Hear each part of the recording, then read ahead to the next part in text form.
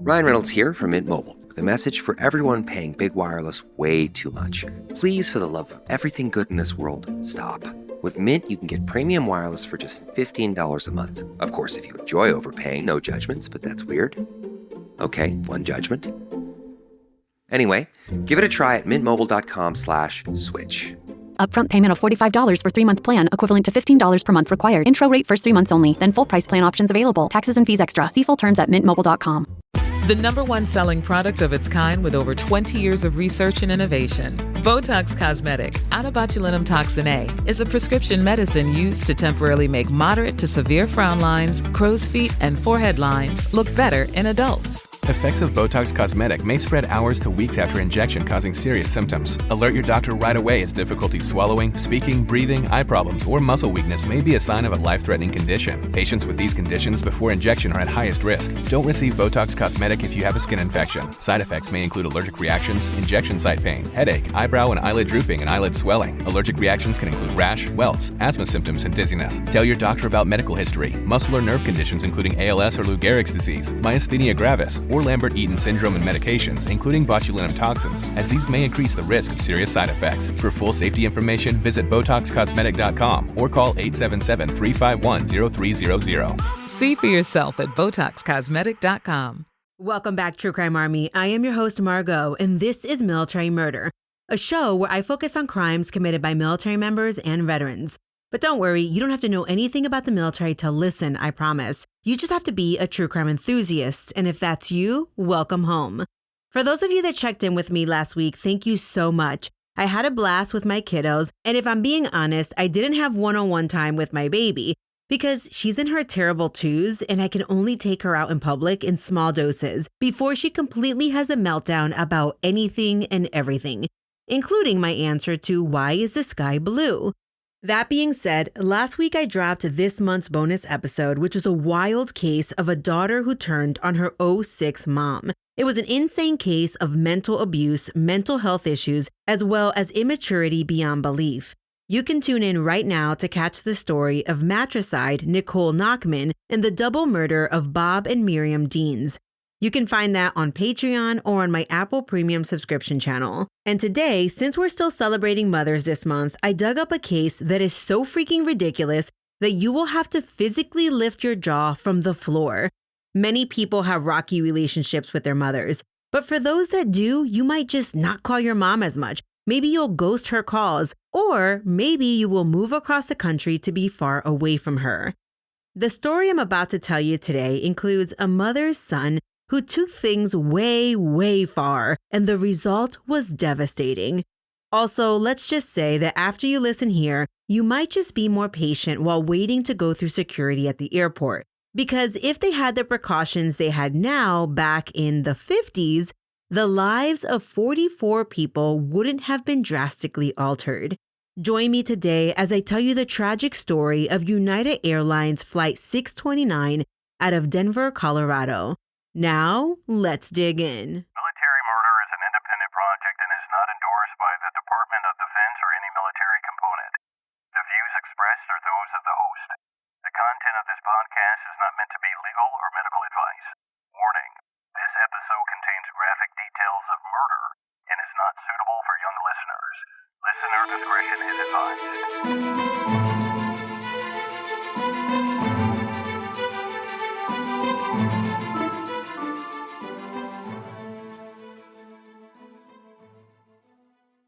On November 1st, 1955, one of the United Airlines aircrafts was making its way across the United States.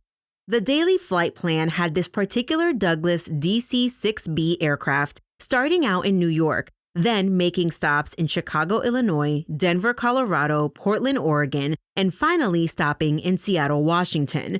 But don't worry, even though that would call for a really long day, the crew switched out in Chicago and Denver. This particular aircraft could carry between 52 and 102 passengers, and with the federal regulations calling for mandatory 2 pilots and a flight engineer, the aircraft would max out at 105 people in the aircraft.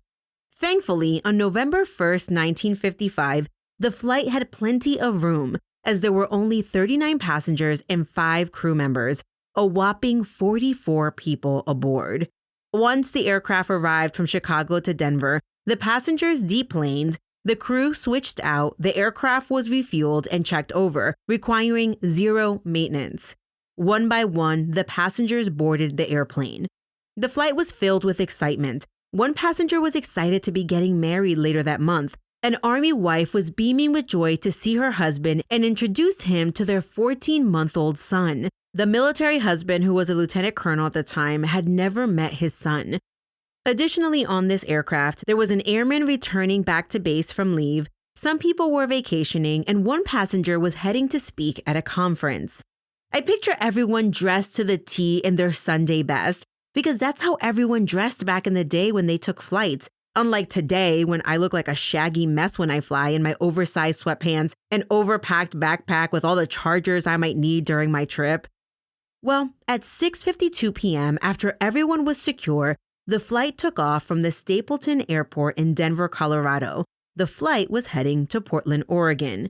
As the air traffic controller was just looking at the radar, 11 minutes into Flight 629's flight plan, the plane vanished from the radar. Just poof, vanished.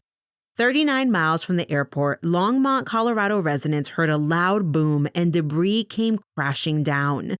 Flight 629 had blown up mid-air, and the parts of the plane and its passengers had scattered over a 6-square-mile radius over a sugar beet farm near Longmont. Everyone on board died instantly.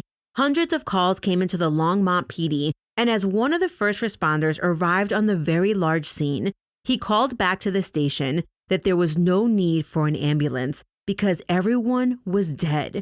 The fire was hot as residents and law enforcement searched for bodies. The searchers of this crash site would never forget what they saw.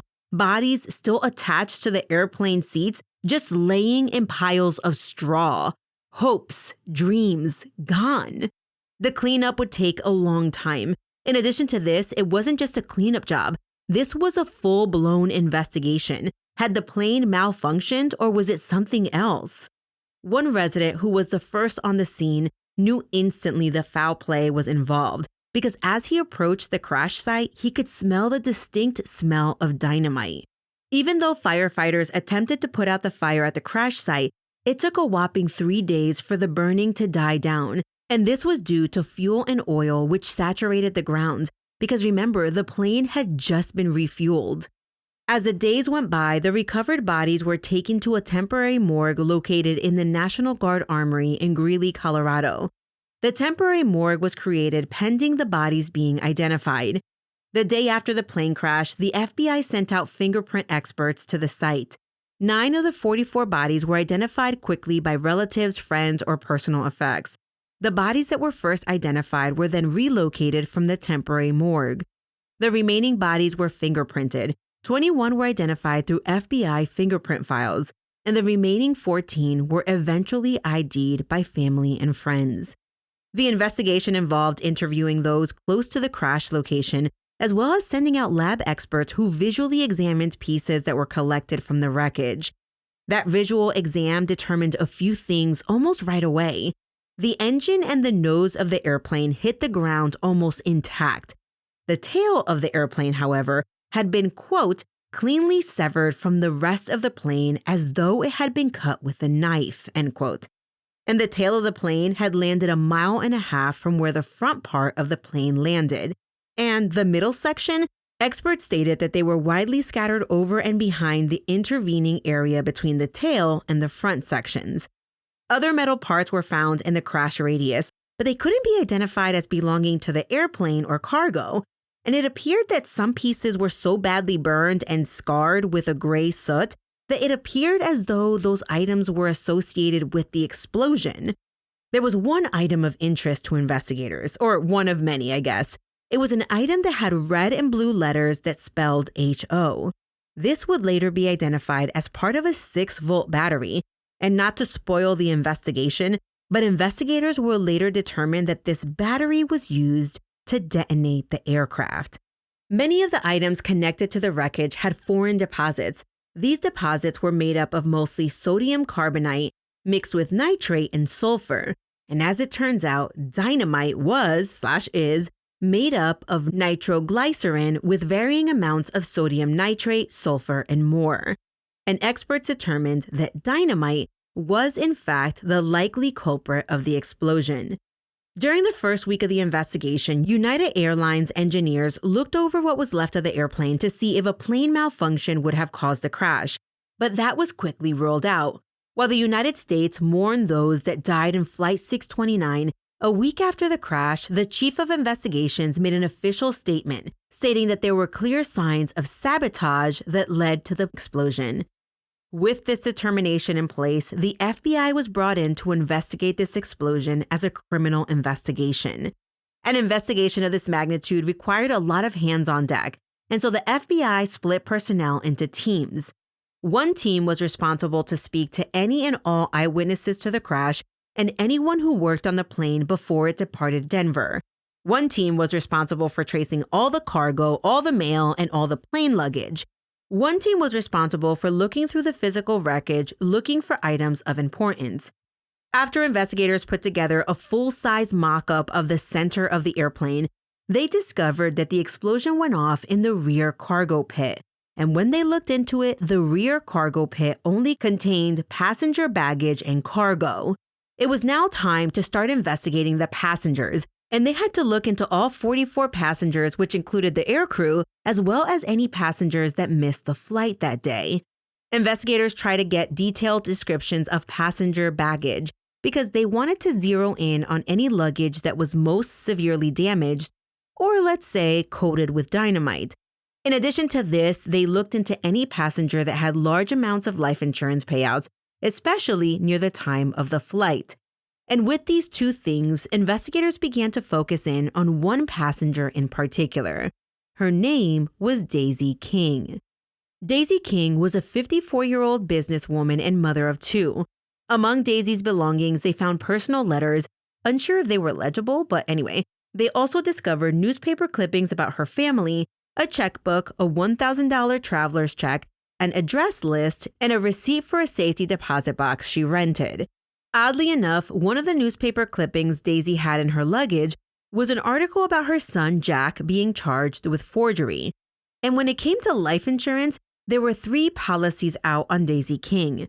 Her son was to get a $37,000 policy, and her sister and daughter were each to get $6,250. Thinking about it with inflation, that's $360-ish thousand for the son and $60,000 each for the sister and daughter. As investigators looked into Daisy further, they became particularly interested in her because before her death, Daisy's business had been damaged by an explosion. They learned that Jack, Daisy's son, had been stealing from the business, and he and his mom not only had a confusing, contentious relationship, but 23-year-old Jack was set to get a big inheritance if his mother wasn't around. So let's get into Daisy and Jack's background.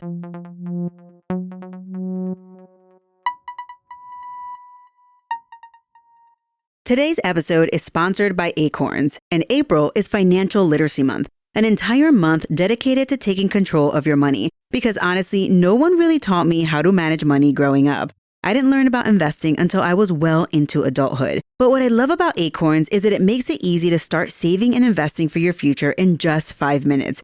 I know, April is an entire month, but you don't need an entire month to learn. You don't need to be an expert. Acorns recommends a diversified portfolio that matches you and your goals. You can start with just your spare change, and you don't need a lot of time. Setup takes just 5 minutes because I know that your time is precious. And if financial wellness has ever felt out of reach, Acorns makes it simple, giving your money a chance to grow without the overwhelm. Personally, using Acorns gave me the confidence to stop putting it off and just start. And that peace of mind is completely worth it. Sign up now and join over 14 million all-time customers who've already saved and invested over $25 billion with a B dollars with Acorns. Head to acorns.com/militarymama or download the Acorns app to get started today. Paid non-client endorsement. Compensation provides incentive to positively promote Acorns. Tier 1 compensation provided. Investing involves risk. Acorns Advisors, LLC, an SEC registered investment advisor. View important disclosures at acorns.com/militarymama. Morning decisions. A creamy mocha frappuccino drink? A sweet vanilla? Maybe a smooth caramel or that white chocolate mocha. Whichever you choose, delicious coffee awaits. Start your day with bottled Starbucks Frappuccino drinks. Pick up a bottle near you wherever you buy your groceries. Daisy Eldora King was born Daisy Walker on March 9, 1902 in Buena Vista, Colorado, to her parents Gilbert and Deborah. Daisy's father was a judge. She grew up in the country until 1916 when her family moved to Denver. Daisy was a bit of a tomboy, for the times at least. She enjoyed being outdoors, she enjoyed fishing and riding horses. After graduating from high school, Daisy married Tom Gallagher, and they had a daughter named Helen. Daisy and Tom later divorced, and Daisy married William Graham in 1929. William was 30 years Daisy's senior. 3 years after their marriage, they welcomed baby Jack. William wasn't around for long, as sources say that William died sometime between 1935 and 1937. Years after becoming a widow, Daisy married her third husband, John Earl King, in 1941 in Utah. So let's talk about Daisy's son with her second husband, Jack. Jack was born John Gilbert Graham, but went by Jack his entire life. He was born on January 23, 1932. After his dad died, Jack and his sister Helen were raised mostly by their grandmother. But after Grandma died in 1938, Daisy, the mother, enrolled Helen in a prep school, and she sent Jack to Clayton College, which sounds really fancy, but it's actually an orphanage. The orphanage was for kids who either lost both parents or just a father. It's not surprising to learn that Jack hated living in the orphanage. He would have been between the ages of 8 and 9, and so he clearly knew that his mom had basically abandoned him. There was a report from the orphanage that reported that Jack was not happy at the school. He was depressed and was not getting along with anyone. He couldn't get along with kids, nor the teachers. They said he clamored for undue attention and often became rebellious. He felt that his mother didn't love him. It was during this time that Daisy met herself a wealthy rancher. She married John King in February of 1941, but even though she was happily married and could have taken her kids back, she didn't go to pick up her son. Jack's education, or his educational background, is a little odd to understand, but it was the 40s. Jack finished 9th grade, but sources say that while he had high grades, his social skills were poor. In 1947, Jack moved to Alaska to work construction, and in 48, he joined the Coast Guard out of Seattle, Washington. Now, if you're tracking, Jack is only 15 or 16 years old at the time when he joined the military. While he's in the Coast Guard, maybe he realized that that wasn't the life he wanted, and Jack went AWOL for a whopping 63 days. And when the Coast Guard discovered Jack's real age, they gave him an honorable discharge for fraudulent enlistment because he was still a minor. After this, Jack went back to Alaska to keep working construction. So it's unclear from my research whether Jack finished high school or not, but he did get a high school diploma after passing an entrance exam to Denver University. He only spent about a year attending. After meeting a young lady in college, Jack and his fiancée Gloria wed on June 14, 1953. Together they had 2 kids, and at the time of the plane crash, the kids were 1.5 and 9 months old. From all the research that I did, it appears that Jack and his mother Daisy were estranged for a very long time. And in the meantime, Daisy was getting wealthy off of her loved ones' deaths. Not that she killed anyone, but her father died in the early 50s, and Daisy's third husband, Earl, died from heart disease in 54. And with both men leaving their estates to Daisy, she gained a $150,000 estate. With inflation, that's $1.5 million today. After losing her dad and husband, Daisy and Jack appeared to reconcile. Daisy even offered to buy Jack and his wife a house, but only if he agreed to move to Denver. And there was another condition. Daisy had a room in the house. Sounded like a pretty amazing offer for families that have good relationships, but Jack was not in the financial position to decline the offer, so he and his wife Gloria accepted. By spring of 1955, Daisy was living with her son and his family, but she had enough money to buy some other property, and on that property, Daisy built a drive-in. The drive-in served hot dogs, burgers, ice cream, and all the snacks you might want in the 50s. The drive-in was called Crown A Drive-In, and Daisy made her son Jack the manager. But it seemed that every time Jack was in charge, something terrible happened. In May of '55, according to Jack, some unknown vandals caused considerable damage to the window glass in the drive-in. And then, 4 months later, in September, there was an explosion and fire at the drive-in. When the FBI later asked Jack about this explosion, he offered up that the examiner found that someone had disconnected a gas line connection and the gas reached the water heater pilot light. Then there was an explosion. This latest property damage was valued at $1,200, which today is worth $11,000.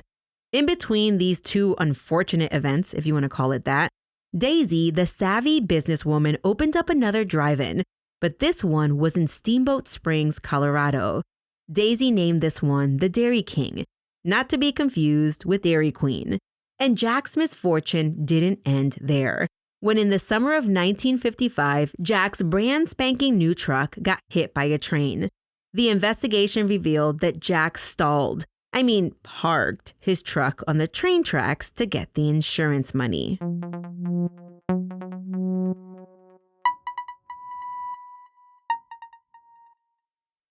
So let's go back to the Flight 629 crash investigation. 10 days after the crash on November 10, 1955, investigators caught up with Jack.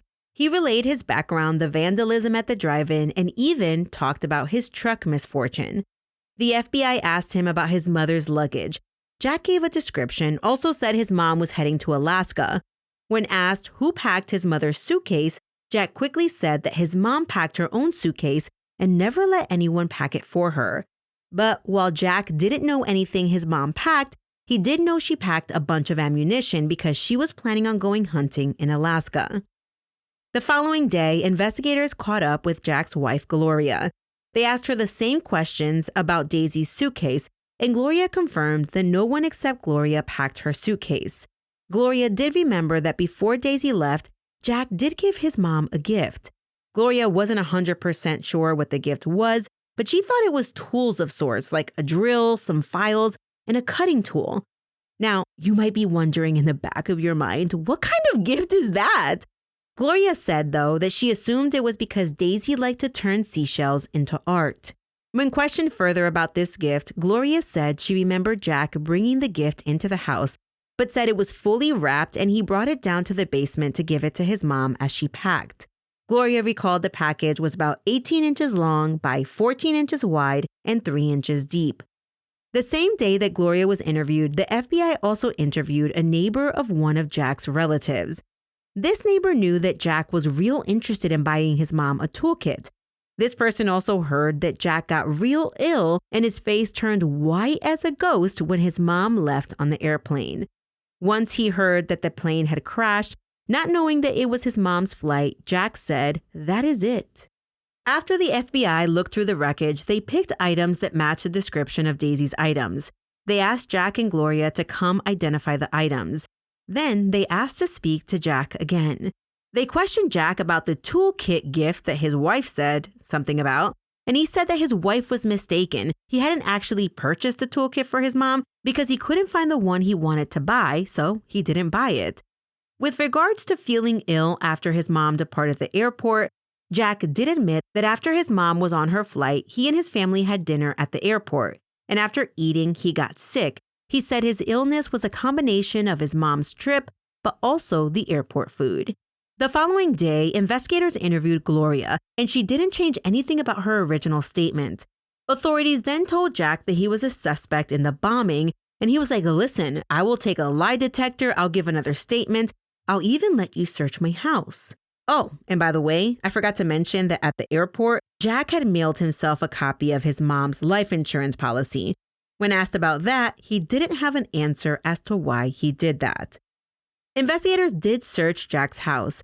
They found the life insurance policy, which I'll talk about a little bit later. They also found a small roll of copper wire with yellow insulation in Jack's work clothes. This wire matched the same type used in the airplane bomb's detonating caps. After they confronted Jack with the matching bomb materials, well, Jack admitted it was him who caused the plane crash. He said he disliked his mom because she was critical of him. She thought he wasn't helping the drive-in make enough money, So that's why he killed his mom, for the insurance money. Jack also admitted he left his truck in the train tracks during the summer, again, for the insurance money. During his confession, Jack revealed that he used 25 sticks of dynamite, 2 electric primer caps, a timer, and a 6-volt battery to make his bomb. Why he chose to bomb an entire airplane of innocent people to kill one person is beyond me. 2 weeks after the bombing, on November 14th, 1955, Jack Gilbert Graham was charged with sabotage at the federal level. And get this, at the time, the maximum sentence for sabotaging an airplane was a whopping 10 years. You see, a specific federal law against blowing up a commercial airline didn't exist at the time. So, seeing as Jack was facing a measly 10 years for killing 44 people, the feds immediately gave the case to the state of Colorado. They wanted to seek murder charges, or specifically, to seek a single murder charge for the death of his mother. The maximum allowable punishment in the state of Colorado for murder is death. On November 17th, Jack was charged by the state of Colorado for the murder of Daisy King. He was denied bail and later pled not guilty by reason of insanity.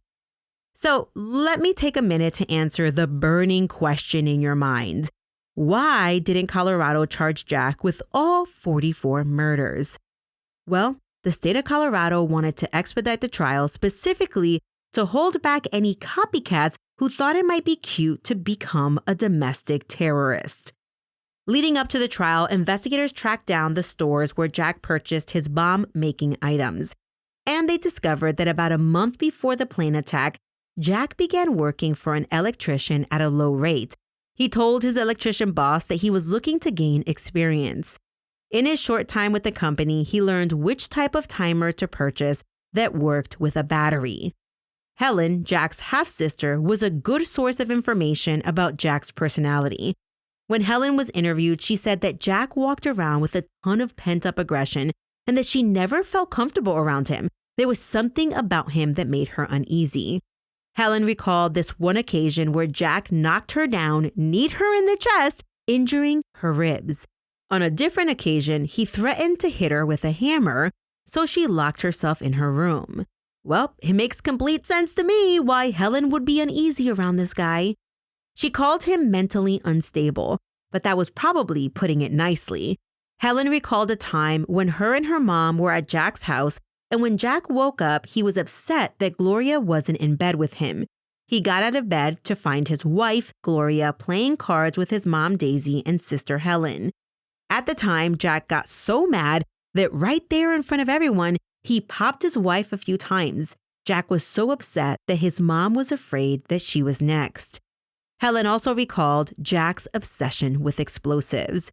When Jack stayed with Helen and her husband in Alaska, he was working as a dragline operator, and he boasted to his sister that after a bolt wouldn't loosen at work, he used dynamite to blow off the bolt. And get this, after Flight 629 was blown up, but before he was arrested, Jack told Helen and his wife Gloria, quote, "Can't you just see those shotgun shells going off in the plane every which way? And the pilots, passengers, and grandma jumping around," end quote. I mean, listen, I have heard that victims' surviving family members may eventually gain a morbid sense of humor, but I doubt that type of humor comes up that quickly after a horrific crime. Prosecutors had to determine if Jack was mentally capable to stand trial. He met with a psychiatrist, and Jack tried to backpedal, saying he falsely confessed after he saw pictures of agents digging up explosives in World War II. No one, absolutely no one believed Jack's shenanigans, and 4 psychiatrists would determine that Jack was legally sane to stand trial. On February 10th, 1956, Jack attempted suicide, but was unsuccessful when the prison guards found him with a prison-made garrote around his neck. After this, he was placed under guard in the psych ward, and this is when Jack confessed that his original confession was true. Jack said he got the idea to attack the airplane after an October 1955 fatal crash. It was another United Airlines flight that was heading from Denver to Utah. Apparently, the flight carried 63 passengers and 3 crew, and the pilot crashed into the side of a peak after attempting to save time by flying over the peak. After this, Jack said he asked a friend how to make a bomb, and after successfully making a bomb, he kept the items to make a second bomb in his car. Then he made the bomb and secretly put it in his mom's suitcase. At the airport, he dropped his mom, wife, and child at the front. Then he solo went to park the car. Before leaving with the luggage towards the airport, he set the bomb timer for 90 minutes. Oh my gosh, can you imagine how evil this is? Also, the reason why he set the timer for 90 minutes was because he thought the plane would explode over the same area where the previous airplane had crashed a month earlier. He was hopeful the area would be covered in snow and that the snow would cover his tracks, or something like that. The crazy thing is that when Daisy went to check her bag, it was 37 pounds overweight. So Daisy, because she had money like that, she paid the $27 fee, which is a little over $250 today. The bomb, by the way, weighed 14 pounds. While at the airport, Jack stopped by a vending machine that sold travel life insurance. What in the world was going on in the 50s? Anywho, he purchased a $37,500 insurance policy, naming Daisy as the one who is insured and naming himself as the beneficiary. During his time talking about the crime, they questioned his motive in bombing a plane of innocent people. And Jack, straight-faced, said it didn't really matter to him how many people he killed. He said, when it's your time, it's your time. Now listen, imagine being so brazen to play God like this. After ridding his chest of his guilty conscience, Jack withdrew his not guilty by reason of insanity defense and pled guilty.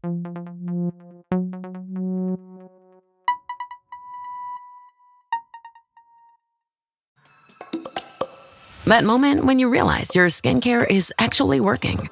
That's Rodan & Fields, the #1 female dermatologist-founded skincare brand in the U.S. Designed by 2 dermatologists who don't just know women's skin, they know how to formulate for it. Rodan & Fields, love what you see.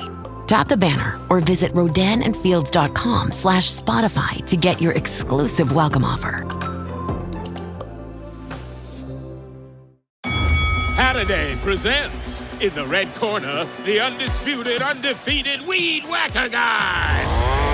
Champion of hurling grass and pollen everywhere. And in the blue corner, the challenger, extra strength Halliday. Eye drops that work all day to prevent the release of histamines that cause itchy allergy eyes. And the winner by knockout is Halliday. Halliday, bring it on. The trial began on April 23, 1956 in the Denver District Court. 231 potential jurors went through raw deer. The final jury was made up of 7 men and 5 women. If you think trials are popular today, well, back then you couldn't watch a trial live on YouTube. But Jack's trial was the very first televised trial in the U.S. Nonetheless, hundreds of people waited outside the courtroom for the chance to watch live and in the flesh. We know the state's evidence was extensive, as I went through it earlier, and when it was the defense's turn to defend or not defend, they relied on the idea that anything the FBI gathered was wrongfully obtained. They argued that Jack hadn't been read his rights, Jack was under duress when he confessed, and his house was searched without consent. On May 5th, 1956, the jury deliberated for 69 minutes, and they found Jack guilty. The jury had no mercy, and they recommended death. 10 days later, on May 15th, 1956, Jack was sentenced to death. Jack told his attorneys he didn't intend to appeal, but his attorneys filed an appeal anyway. The appeals were unsuccessful, and on January 11th, 1957, a little over 13 months after he ruthlessly took the lives of 44 people, Jack Gilbert Graham was executed in the gas chamber at the Colorado State Penitentiary. One of the last things that Jack said was, quote, "Everybody pays their way and takes their chances. That's just the way it goes, end quote. It took 12 minutes for Jack to die, and he was pronounced dead at 8:08 p.m.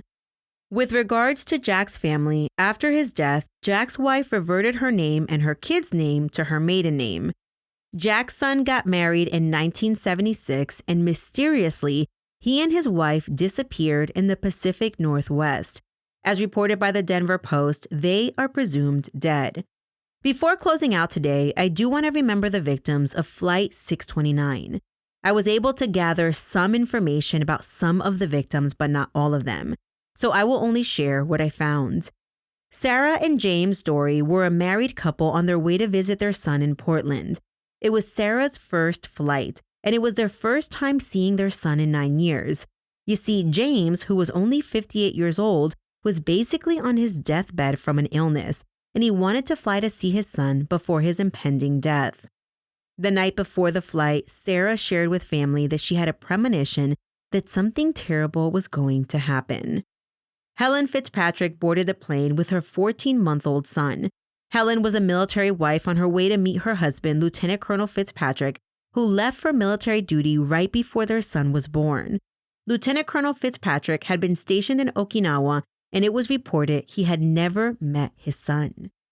Layla McLean was one of the oldest passengers at 81 years old. Although some reports say she was 80, she was a widow returning home to Portland after visiting her stepson for 3 weeks.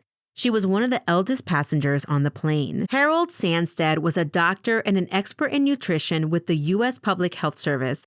He was a busy man, and he hesitated when he was invited to speak at Oregon State College.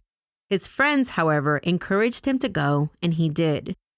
Jesse Sizemore was an airman second class. He was flying back to his Alaska military base after taking some leave. Sally Schofield was a vacationing stewardess. Later that month, she was expected to marry her United Airlines pilot fiancé. Mr. and Mrs. Frederick Morgan were on their way to a business trip. Just before they took off, they took out the Max life insurance policy, $125,000 total, and that was in $1955. The Morgans left behind their 14 and 12-year-old daughters. Gerald and Patricia Lipke were heading on a vacation. They left behind their 3 sons, ages 7 to 11, at home for some alone time. It was Patricia's first flight, and a month before the planned trip, Gerald got a will drawn out. Minnie and Ralph Van Valen were a married couple. Minnie was a genealogy expert, and Ralph was a retired dentist. They were returning from a month-long visit with family. Dr. Van Valen was also celebrating his 72nd birthday. James Stroud, 51 years old, was not supposed to be on Flight 629, but in an effort to save a trip, he stayed overnight in Denver to catch a trip to Portland. Captain Lee Hall was the pilot on Flight 629. He was 39 years old, he was married to a stewardess, and lived in Seattle. He had been with United Airlines since December of 1941. First Officer Donald White was 26 years young. He was also married and lived in Seattle, and he had been working with United since 1951. Flight engineer Samuel Arthur was 38 years old. He was the first officer and the flight engineer. He had been with United Airlines for 9 years. Sam was married and had 2 kids. He also lived in Seattle. Stewardess Peggy Lou Petticord was 22 years young. She had just graduated college and started working with United just 8 months before her death. Stewardess Jacqueline Hines was 26 years young. She lived in Oregon and had been with United Airlines since 1951. Of the 44 victims, 5 had served in the military, 6 had worked for defense plants during World War II, and 2 were U.S. government employees.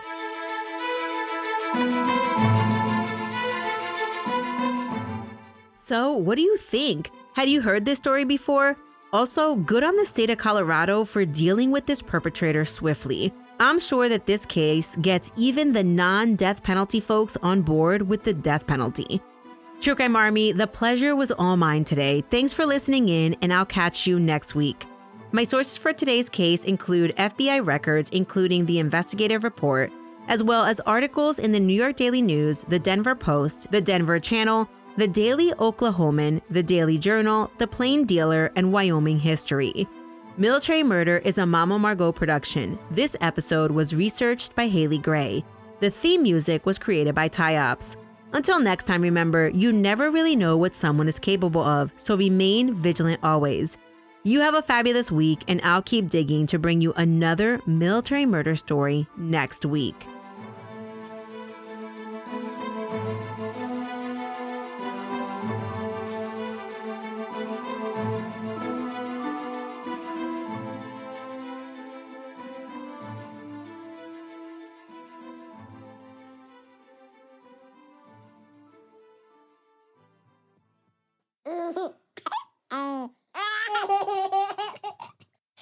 Mama's working on her podcast. I don't want to.